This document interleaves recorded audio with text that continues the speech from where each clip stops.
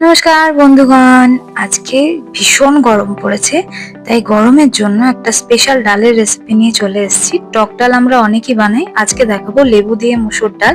এটার ফ্লেভার আর টেস্ট দুটোই ভীষণ ভালো আর গরমে পেটের জন্য খুব উপকারী। ডালটা খুবই সহজভাবে বানানো যায়। আমি কড়াইতে সর্ষের তেল দিয়ে একটু রাঁধুনি ক্রাশ করে ফোড়ন দিয়েছি, আর দিয়েছি একটু শুকনো লঙ্কা আর চেরা কাঁচা লঙ্কাগুলোকে দিয়ে দিয়েছি। এবার চেরা কাঁচা লঙ্কাগুলোকে ভালো করে আমি একটু নুন হলুদ দিয়ে ভেজে নেব। ব্যাস, এটাই মশলা, এর বেশি কোনো মশলা লাগে না। চেরা লঙ্কাগুলো দেখুন ভালো করে ভাজা হয়ে গেলে আমি দিয়ে দেবো সেদ্ধ করে রাখা ডালটা। এবার রান্না প্রায় শেষই হয়ে গেছে। এবারে আমি একটু লেবু পাতাগুলোকে দিয়ে জাস্ট ভাপিয়ে নেব। এটা 1 মিনিট মতো জাস্ট ভাপাতে হবে।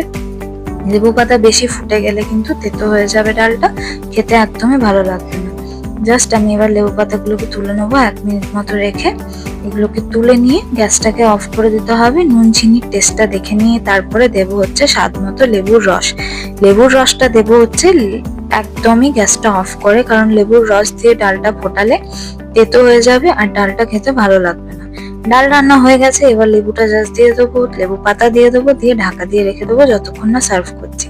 আমার লেবু দিয়ে মুসুর ডাল রেডি। যেমন সুন্দর গন্ধ এটা, তেমনই সুন্দর স্বাদ। খেয়ে দেখবেন, ভালো লাগলে আমাকে কমেন্ট করে জানাবেন। ধন্যবাদ, টাটা।